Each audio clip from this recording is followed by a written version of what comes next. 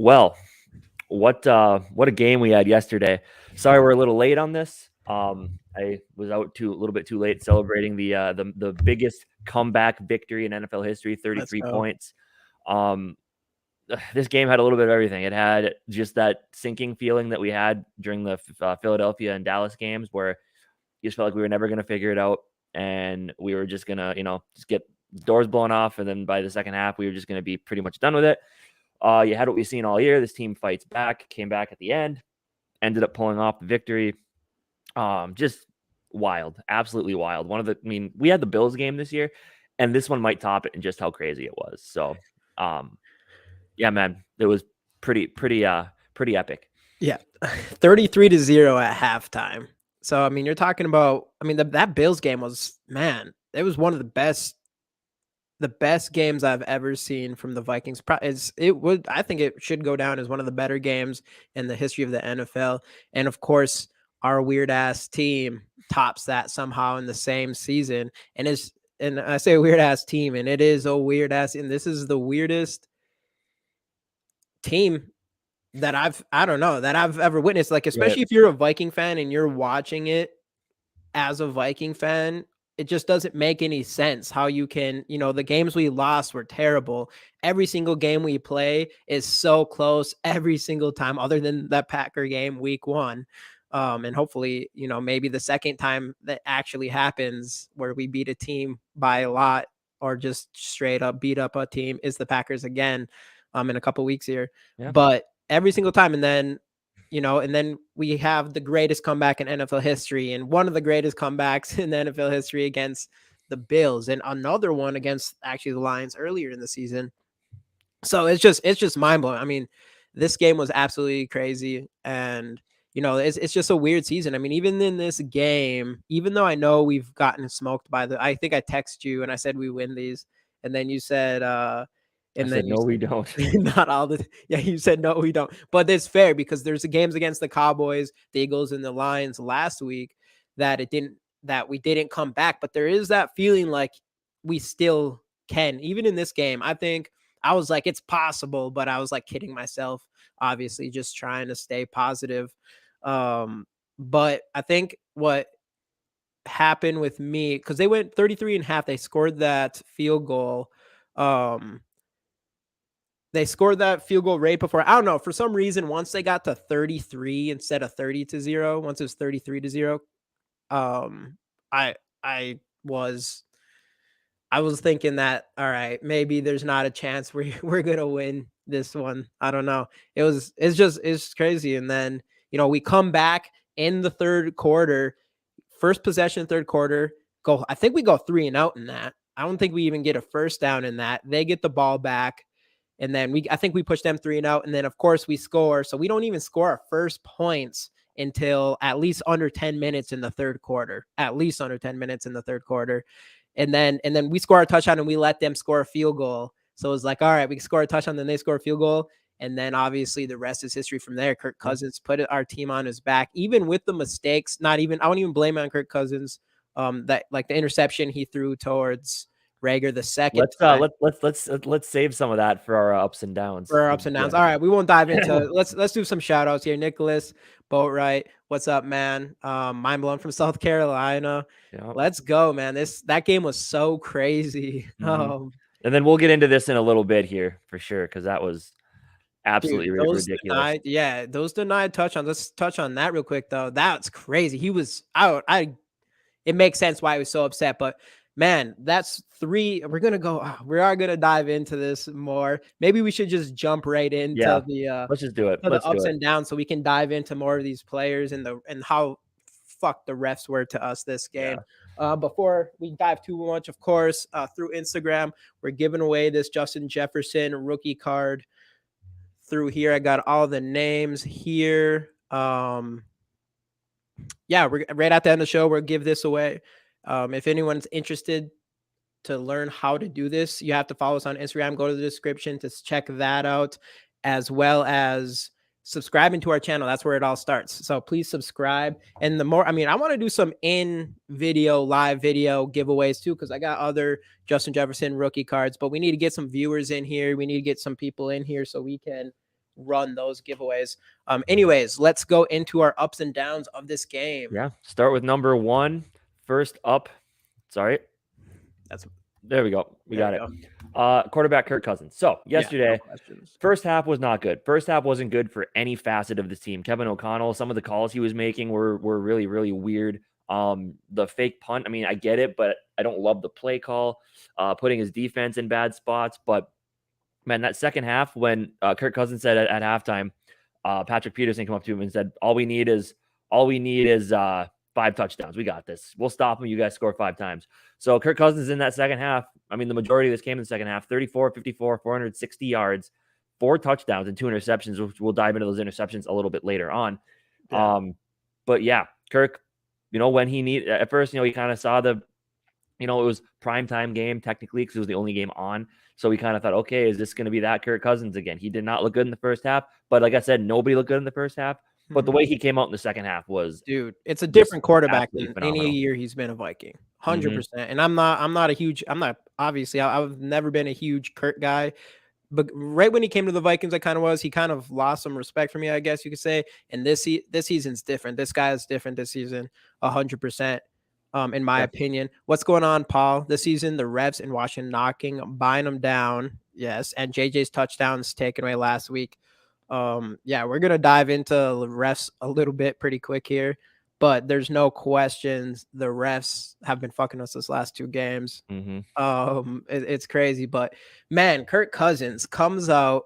I just love how he bounces back. Like, this was a game. It's just weird. The thing that still does annoy me, I have to say this, I know it's the greatest comeback in history, but at the end of the day, we should not be allowing a team like the Colts to ever score 33 on our head before a half. Yeah. When we go into playoffs and stuff like that, we can't be playing like that. But obviously on the other side of it, Kirk Cousins coming in the way he did when it really matters. And that's just the thing that's been so weird about this entire season is why we play so good when we're behind, man. It's just, we are so good. We just go down the field like it's nothing. Our defense plays like, I guess it makes sense when you're down, your defense is going to play more physical and fast. And, there is more blitzes. So I don't know if Donatel's just not calling the blitzes earlier or what, but, we're going hard right down the field. It just makes no sense. Why can't we just figure that out for the entire game or when we're in the lead? I just want to do that to a team early so we don't have to worry about the late comeback, even though it's been one hell of a season and one of the funnest seasons we'll ever be able to watch, specifically because of all these comebacks that we're having. And of course our record, which is 11-3. And we haven't even mentioned yet, we are the Kings of the North, and we officially taken over that from the Cheeseheads, who, man, they're heading towards the bottom of this division now. And we're still keeping pace ahead of San Francisco for that number 2 seed, which is huge. But yeah, huge. Speaking of huge game by Kirk Cousins. Love to see it. I don't think there's much more to say. 460 yards, two weeks in a row with 400 yards. So. Yeah. I'll throw out his PFF. We'll throw some PFF grades while we're doing this episode here. For passing, he obviously didn't have the best beginning of the game here. He ended up with a 57.4 passing grade. My guess is he had a really low one earlier on. He still had that interception toward Rager, which I totally put on Rager. But what I love more than anything is you throw such a big interception like that, and you just come back and score again the next drive and continue scoring until we win the game. So that was extremely impressive. Yeah. So huge game by Kirk. Love to see it. First down. The refs. Officiating. I mean, obviously, Nicholas and Paul both mentioned it a bit ago. Just, the way the refs have screwed us so far. But this was one of the absolute worst officiated games I've ever seen in my life. These guys should be fined. I actually got some tweets taken down on Twitter because I was saying some not nice things directed towards at NFL officiating. But they deserved it. And that's the problem with this huge comeback win. People are just going to kind of forget about that officiating job. It was just atrocious. Both of those touchdowns taken with Michon and Sullivan, like, they blow the whistle. Forward progress was stopped when. It's ridiculous. The second one, how do they? That's like as obvious of a fumble can possibly get. Yeah. And this is like exactly, what they were talking about last week. Oh, with the JJ play, yeah, we usually probably should have let that one play out, and then we go back and look at it after, yada yada. They didn't do that this time either. Ball was obviously out. Shandon was not touched, and it's just, oh man, yep, They will not. yep, we're right, and yeah, they won't acknowledge, they won't, and nobody's gonna care anymore because it's all about how winning the game, which is huge again, but it was just, this is absolute, like that's atrocious. Like, and I know the NFL protects officials, like I don't know why, but something needs to be done about this officiating crew. Like there needs to be fines, and it was just absolutely atrocious. Any Yeah. other thoughts? Oh yeah. I mean, in the game before with Justin Jefferson, it's so weird how it's just these blown. It's a lot of these whistles, like it's just early whistles. Yeah. You don't even see that a lot when it comes to ref. But obviously, JJ would have had a huge touchdown last week.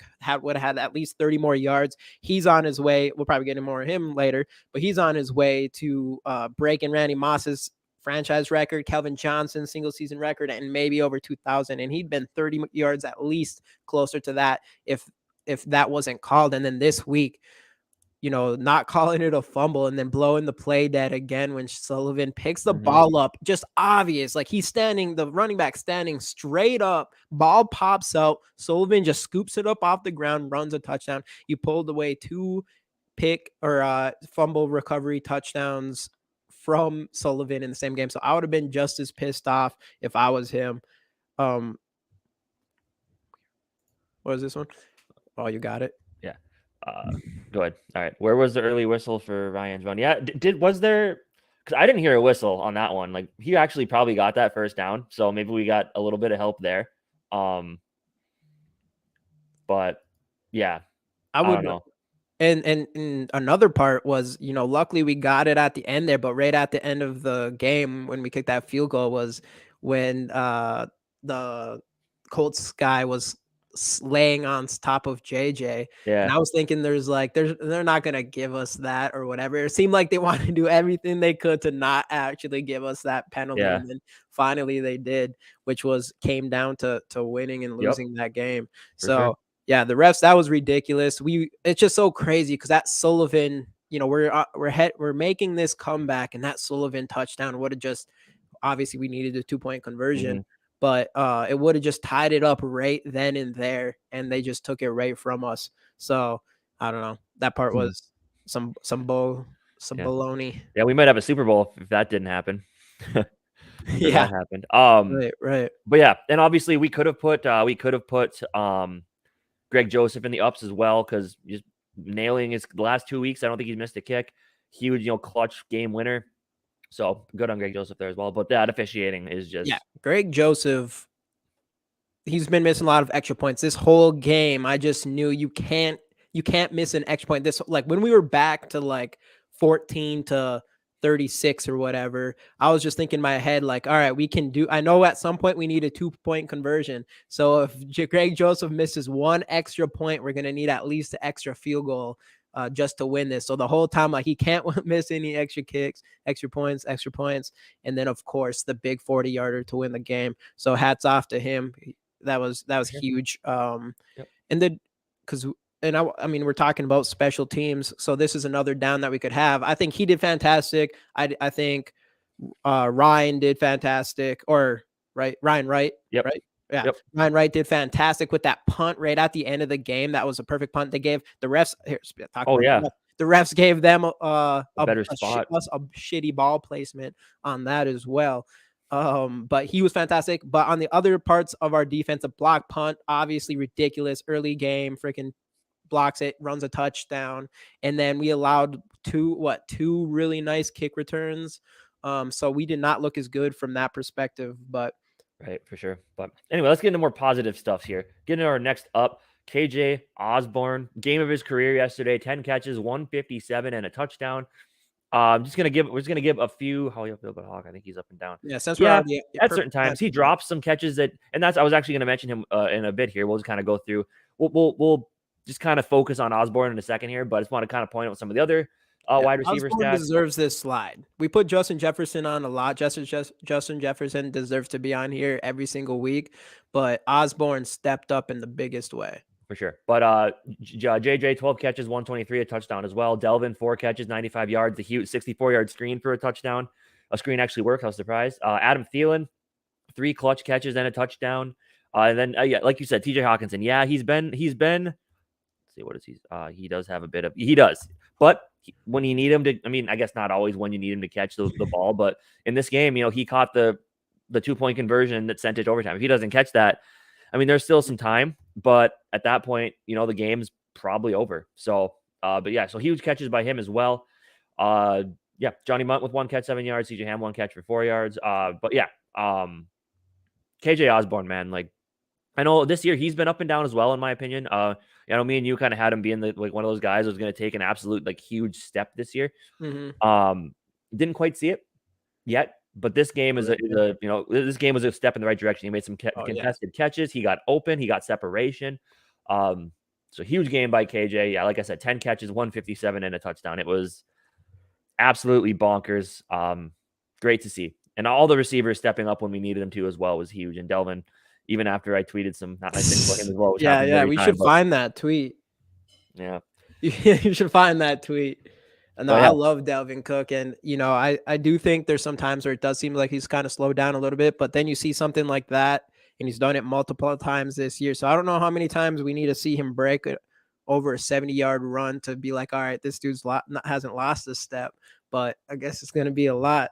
I think Delvin Cook, to the Buffalo game and this game, he knocked huge plays out of just huge. Like if that doesn't happen right there, we probably lose another 3 minutes in this game. So Delvin Cook, I don't know, hats off to him in a big way in our whole running game, which actually we'll probably just dive into after we finish up with these wide receivers. But no, I was going to mention with TJ Hawkinson, I think he's been I do like, he's definitely huge for our team, and he has become a very reliable target for Kirk Cousins, and Kirk Cousins already shows that he kind of has that chemistry with him.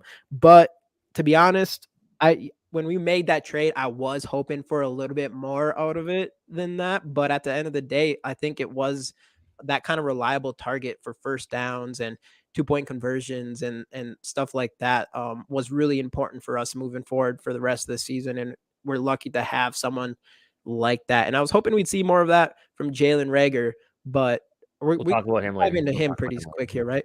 Yeah. Obviously, like we said, Justin Jefferson, absolutely insane every single week. Adam Thielen, we didn't see much from him. He was getting frustrated, and then of course he made a huge first down, and then ended up with the touchdown here. But let me dive into some PFF grades for this Vikings. Hold up for 1 second. Just want to bring up a comment here. I view yesterday's comeback win as more of an embarrassment as opposed to a great comeback. Am I way off in my thinking? No, you're not, because that first half was absolutely embarrassing. But, and this team has proved it all year long. I wish they would kind of maybe stop proving it. But this team has shown in those situations, like Kevin O'Connell, I don't know what he's brought to this team this year, whatever juice he's brought, but it's working. And they don't quit, and that's the biggest thing. So yeah, it feels embarrassing. Like had we lost or tied, then you're probably looking at it like an embarrassment. But I think the fact that we came back and pulled it off was, I would agree with Nick. I would agree with Nick on this one. Not off, but bringing the high down. I would definitely kind of agree with that. But at the end of the day, though, the win's a win, and it's nice to see. Like again, last year we lose those games. We just kind of pack it in and go home. And this year, not so much. So anyway, going to your grades. Yeah, I was just say thanks for joining, Kyle. But no, I have to agree. The reality of it is we come back. One thing we know about this team is I think we can definitely beat any team, and no team can ever feel comfortable at any point in the game officially. There's no way a team has ever came back in games as much as we have this entire season. But let's be honest here. We cannot, I mentioned this earlier actually in the video, we cannot allow a team like the Colts to score 33 points to 0 in the first half, because when we're playing a team like we've already played against the Cowboys and Eagles, that wasn't going to happen. We weren't able to make this comeback against them. And the way the 49ers have looked is we can't just expect to win games like that. So it is kind of like, overall, obviously, it's super sick that we're a team that fights that hard to make the biggest comeback in history after we've already seen multiple games this season just like that. But it is extremely concerning at the same time that you're allowing these teams to score all over you, and you're not putting your foot on the gas in these games earlier in these games. And the only time you seem to do it is when we're behind, which I do really hope we see that continue forward earlier in the games when we're leading, so it doesn't have to come down to this every time. Just because I don't think it's going to work that way in the playoffs. So it's bittersweet, but it's mostly sweet because, I mean, the greatest comeback in history. That's always going to be sweet. Yeah, for sure. But I think the biggest thing now when it comes, like, I mean, we're talking about offense. Let's go back to the head coach again. The biggest thing now is going to be not having that big drop off after an emotional win next week against New York. So we'll see how that ends up. But obviously that's a conversation for a different video later on. Right. I mean, and we're officially getting prepared for playoffs. So, keep that in mind. It'll be interesting what we do going forward as far as playing time, but we need to get Justin Jefferson. I want him to get that 2K so bad.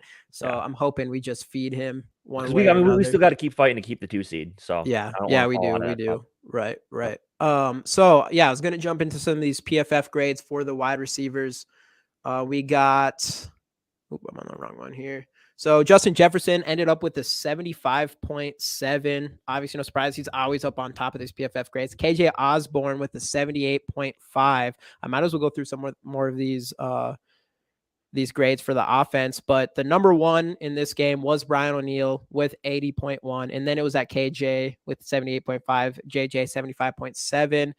And then we'll dive into this player in a second here because I think we need to talk about him more before we move on. And that's Delvin Cook. With 75.2, and Christian Darrisaw with 69.6 to round out the top 5 on offense. So I mean, obviously the first half was terrible, but man, these guys really boosted the grades in the second half. Yeah. Speaking of the first half, that's our next down. Our win our win probability. There we go. Our win probability in the first half there. I mean, look at that.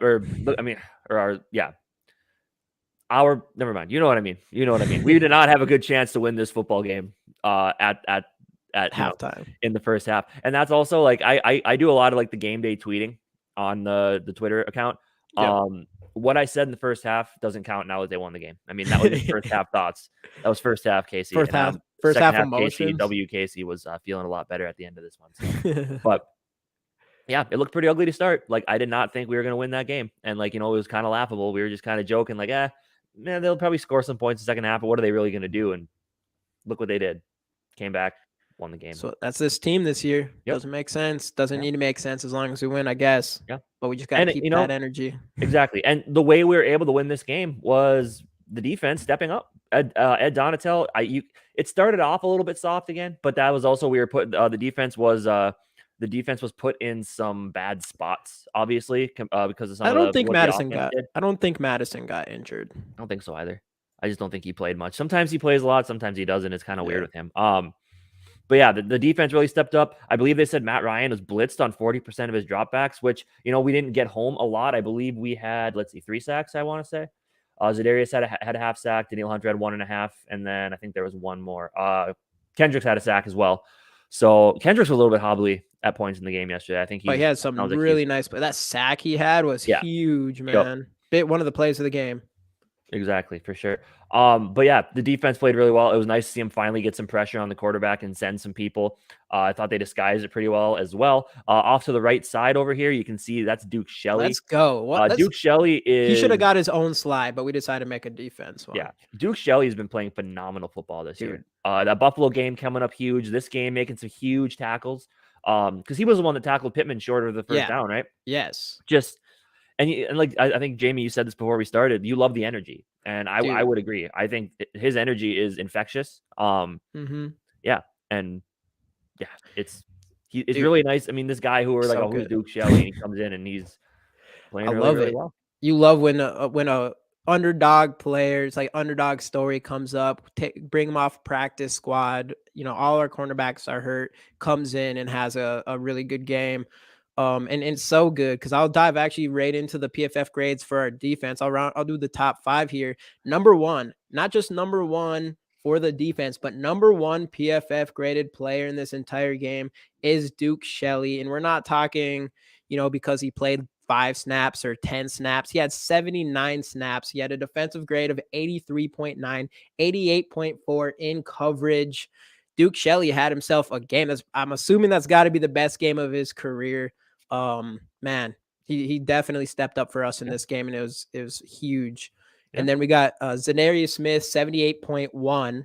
Chris Boyd, 77.7. Patrick Peterson, 76.4. Jordan Hicks, 75.7 to round out the top 5. My dude, Daniil Hunter ended up with 66.8, but he had an early sack right away, and he ended up with 1.5 sacks, I think. Yeah. Darius shared a sack with, who was with that? Daniil, I think, yeah. Daniil. Oh, yeah, with Daniil. And I then, I already mentioned, Eric Kendricks had his big sack in that game. So, yeah. But yeah, I thought the defense, at times it was kind of the same, but overall, I thought they played much better this game. And second half, they didn't allow the Colts to score any points, and that's it all kind of came down to that. Can we see hits? I don't know. I don't think they have it on. I'm looking on ESPN here. I don't think they have it, but let's get into our final down. I'll figure that out for the next video. Jalen Reagor. So there's 2 ways you could look at this. It's either one, him and Kirk aren't on the same page because he just doesn't play a lot. Nice. And they don't get him in there as much as they should. Thanks, brother. So you wonder that could be part of it. But then there's the other way of thinking that maybe he doesn't get in there enough because he just can't figure out the playbook or whatever. It's just because obviously things didn't work out for him in Philadelphia either. But there's so much speed there with him. That's the disappointing thing. Like if he runs the right route, he probably catches that ball and things get a lot easier. But yeah, man, I just don't know. It's kind of we took a shot as him as a punt returner and a receiver, and just hasn't really panned out the way that yeah, he's made some good plays. I mean, we were just talking about him last week or the week before that we need to see more out of him, or like more touches and stuff. But obviously this game, he just straight up stopped on his routes. And I don't know, like he just didn't expect the ball to get to him or something like that. Yeah. But you can't play like that. You need to have that mentality. Finish the plays. Like football mentality. Finish the play. Finish the play. Always finish the play, even if you don't think you're going to get the ball. That was huge. I mean, that could have changed the whole game. Luckily, it was almost like a super good punt at the end of that interception, and we stopped them right at the goal line and ended up, getting the ball back and scoring and ultimately winning this game. For sure. But another guy I want to bring up though before we go from this, because that's our ups and downs. CJ Ham scores a touchdown. That's my guy right there. And he scored a touchdown in the Buffalo game, which obviously was the other biggest comeback, and he scored one in this game. So he had 2, and he had a nice first down. So far we were finding out that if CJ Ham scores a touchdown in these games, we end up winning. And he won the coin toss in both overtimes. So maybe CJ is the real MVP here. Yeah, you never know. You never know. But kind of wrapping up thoughts on this game. Overall, as we've kind of talked about, it started off just atrocious. The fans were the ones that stayed got themselves a treat for sure, because I know a lot of them left. Yeah. But the players that were the booing in the first half was deserved. And I think if players don't tell you, like, we don't like our fans booing us, then you got to play better. Like the boo birds in the first half were 100% well deserved. But the way this team came back and fought is just kind of what this team has been doing all year long. And that's just at the end of the day, that's just kind of not much else to say about it. Like it was just another one of those games, biggest comeback in history, led by the offense and the defense showing up big as well. And, NFC North champs, at least looking at one home playoff game, and that's the thing. The next big test is, as we kind of mentioned earlier, coming off this emotional high and not allowing what happened to us against the Cowboys after the Bills game to happen to us against the Giants, because we need to keep winning. Yeah. And just hats off again. We'll say this as many times as we have to, is to Kevin O'Connell. What a fantastic coach. What a fantastic hire, man. His leadership and the way his press, or not his locker room video, his locker room video. Like you can just see how much respect he has for the players and from how much respect he has for the players. It's so different than Zimmer, and it's a breath of fresh air, man. And it is a big reason why we're sitting here at 11-3. Sure. I mean, him on the sidelines, I know they kind of showed it like during the game. Him on the sidelines after we scored that last touchdown was awesome. He has a ton of energy. I love it. You love to see it with Kevin O'Connell. But anyway, that's kind of what it kind of wraps up the thoughts on this game. Let's move forward. 11-3, NFC North champs. Feels pretty good. All right, so we're gonna do our giveaway. This is, like I said earlier in the video, this giveaway is through our Instagram. So anybody to sign up, we do this every single week. So follow us on Instagram. The username is in the description, and look out for our giveaway posts. The more people we keep getting in these streams, though, we are going to start giving away some right through these live streams, and we'll send it directly to your house. But yeah, let's run into this. Here's the Justin Jefferson rookie card, and let's spin the wheel here.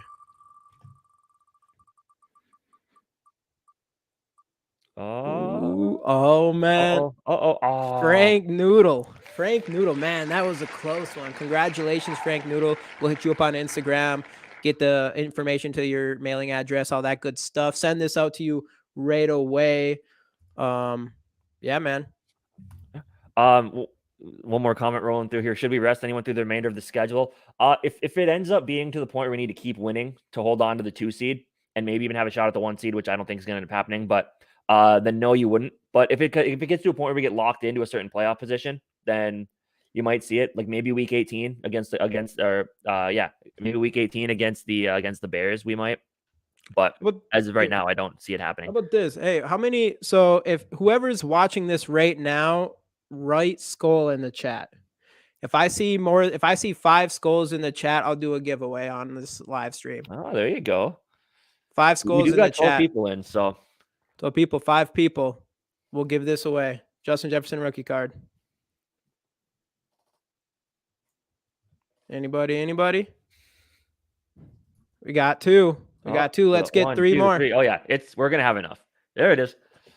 Okay, skol, 2 more. Gabby, you can't go twice. Just kidding. Just 2 skols. I need to make sure we got 5 people in here. 5 people. We got 3 right now. There we go. 3 right now. Let's get it. Gabby's got 1 more. Trying hard here. 1 more. All right, I'll set it. I'm gonna set it up right away, and I'll count it. We're good. Here we go. So let me set this up for you all, and I will do this giveaway.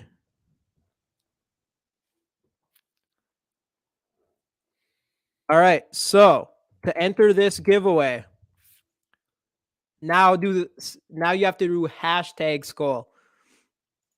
So type in hashtag skol again to get in this giveaway.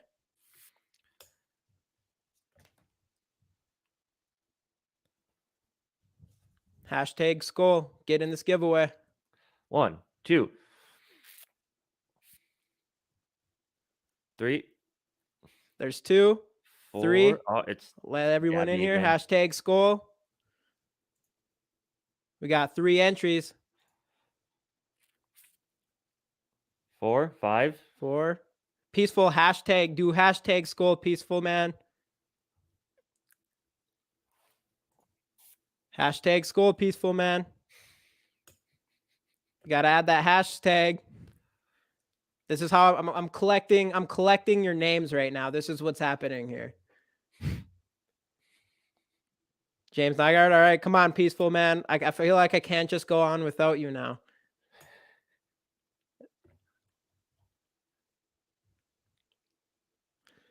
Peaceful, man, you there?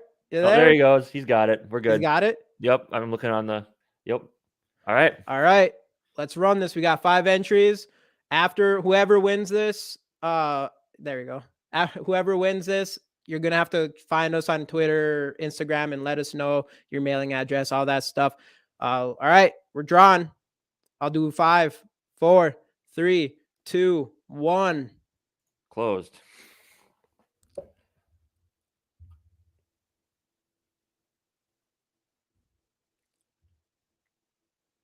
Paul H. Paul H is the winner. Paul, are you following us on Instagram and you following us on Twitter? If you do that, hit us up on there. Yep, he is. He said he is. All right, perfect. Just message us right away. Hit us up. Give us your mailing address. We'll send this right away. Congratulations to you, and congratulations to Frank who's the Noodle. other winner? Frank Noodle. Noodle. Yeah, Noodle. All right. And hey, we're going to be doing this kind of stuff every single week. Let's go. Vikings, division leaders, playoffs.